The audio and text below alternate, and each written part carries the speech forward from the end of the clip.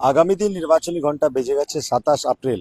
এই বিধানসভায় যে নির্বাচন আছে আর গোটা দমদম থেকে জুড়ে ব্যারাকপুর জেলা সাংগঠনিকের অবধি তৃণমূল কংগ্রেস যেভাবে কাজ করছেন তার একটাই পার্ট হলো আমাদের সাথে রয়েছেন এখন ফ্যাম ফর টিএমসি। এদের কাজ কি আছে এবার? বাংলাতে নির্বাচন তো আছেই, কি কাজ করবেন আমরা সরাসরি ওনার সঙ্গে জানার চেষ্টা করব। আপনাদের একটা গ্রুপ সব জায়গায় আমরা দেখতে পাচ্ছি, যারা তৃণমূলের প্রার্থী হয়েছেন তাদের কাছে আপনারা যাচ্ছেন, তাদের স্বাগত করছেন। কিভাবে এবার লড়াইয়ে আপনারা নামছেন বা কেনই তৃণমূল কংগ্রেসকে আপনারা চয়েস করেছেন বা ফ্যান হওয়ার চেষ্টা করেছেন? আমাদের এই কমিউনিটির নাম হচ্ছে পুরো ফ্যামের পুরো কথাটার অর্থ হলো ফিয়ারলেস এআইটিসি মেম্বার্স। আমাদের এটা হচ্ছে আমরা একটা সোশ্যাল মিডিয়া শাখা। আমরা এই সোশ্যাল মিডিয়া শাখাটা হচ্ছে আমরা প্রত্যেকটি প্রার্থী, এখন যারা প্রার্থী হয়েছে তাদের আমরা প্রচার করছি, তাদেরকে সংবর্ধনা দিচ্ছি। তারা যেই আগামী দিনে তারা আগে যারা বিধায়ক ছিল তাদের উন্নয়নগুলোকে আমরা তুলে ধরছি, এবং আমাদের মাননীয় মুখ্যমন্ত্রী মমতা বন্দ্যোপাধ্যায় যেই উন্নয়নের প্রকল্পগুলো করেছে সেগুলোকে আমরা তুলে ধরি।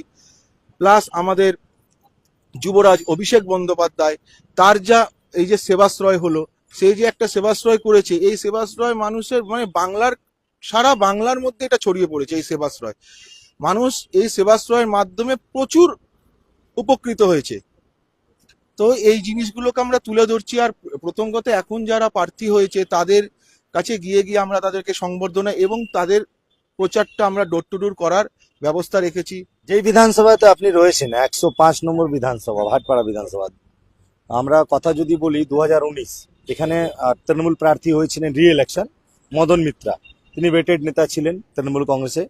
হারের সামনা হলো, পবন সিং জিতে গেলেন। আবার 2021 নির্বাচন হয়, পুরো গোটা বাংলাতে 200 সিটের উপরে মমতা বন্দ্যোপাধ্যায় সিট পায়। তাতেও আমরা জানি যে ভাটপাড়া সিট জিততে পারেনি তৃণমূল কংগ্রেস। খুবই টাফ অ্যান্ড চ্যালেঞ্জিং সিট। তার মধ্যে একটা নতুন প্রার্থী অমিত গুপ্তা, যে নামটা সামনে আসলো, তিনি এখন বর্তমানে ওয়াটার ডিপার্টমেন্ট সিআইসিইউ রয়েছেন। তিনি 5 নম্বর ওয়ার্ডে পার্ষদও রয়েছেন। কিভাবে এই লড়াইটা দেখছেন? সামনে রয়েছেন পবন সিং, যিনি 2বার জিতেছেন, আবার নির্বাচন আছে। কিভাবে দেখছেন আপনি?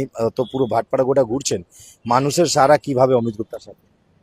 আমি বলছি, প্রথম কথা, অমিত গুপ্তাজি যে দাঁড়িয়েছে, উনি ডোর টু ডোর আমাদের যেরকম ভাবে ক্যাম্পেনিং করতে বলেছে আমরা করছি। আর যেভাবে ওই 2019-এ আমাদের এই ভাটপাড়া বিধানসভায় হারেরটা সামনাসামনি করতে হয়েছিল, তো সেই 5 বছরে আমাদের দিদি মমতা বন্দ্যোপাধ্যায় যেভাবে উন্নয়ন করেছে, মানুষের কাছে যেভাবে তার উন্নয়ন পৌঁছে দিয়েছে, দুয়ারে দুয়ারে তার উন্নয়ন এসে গেছে। তারপর দিদির এই রিসেন্ট যে একটা প্রকল্প বেরোলো,